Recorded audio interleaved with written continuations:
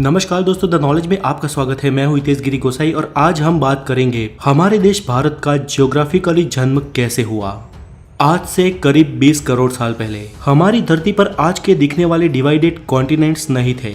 उस वक्त सिर्फ एक सुपर कॉन्टिनेंट या महाखंड हुआ करता था जिसे नाम दिया गया पैंजिया, और इसके चारों ओर सिर्फ एक महासागर था जिसका नाम था पैथालासा। और आज के सारे खंड इसी महाखंड पैंजिया में से विखंडित होके बने हैं।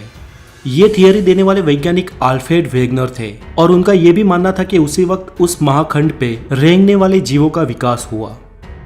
दोस्तों, पृथ्वी के गर्भ में लगातार प्लेट्स खिसकती रहती है जिसके चलते धरती पर निरंतर बदलाव होते रहते हैं, लेकिन ये बदलाव लाखों या करोड़ों सालों बाद दिखाई देते हैं। और इन्हीं बदलावों के चलते आज के ये दिखने वाले कॉन्टिनेंट्स का जन्म हुआ और उनके साथ ही हमारे देश भारत का भी। अल्फ्रेड की थियरी के अनुसार प्लेट के सरकने से सबसे पहले पैंजिया सुपर कॉन्टिनेंट के दो भाग हुए, जिसके उत्तरी हिस्से को लारेंसिया और दक्षिणी हिस्से को गोंडवाना लैंड कहा जाता है। और इन दोनों के डिवाइड होने के बाद जो बीच में महासागर का पानी भरा और एक खाड़ी का निर्माण हुआ, उसे वैज्ञानिकों ने टेथिस सागर नाम दिया।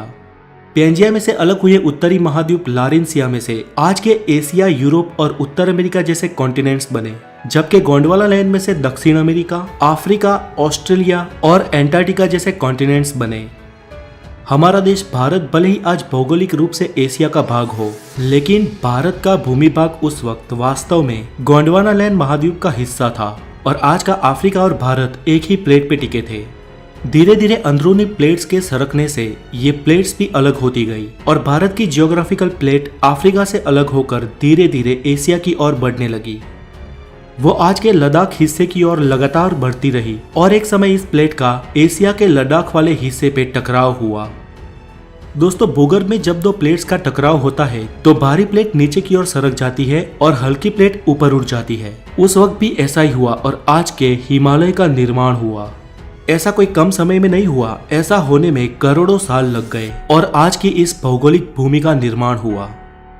दोस्तों, आज भारत सिर्फ एक ही टेक्टोनिक प्लेट पे टिका है और लगातार ये भारत की भारी प्लेट हिमालय की ओर दब रही है और हिमालय दिन ब दिन ऊपर उठ रहा है। इसके साथ ही हिमालय के सारे पर्वतों की और माउंट एवरेस्ट की हाइट भी साल दर साल बढ़ रही है।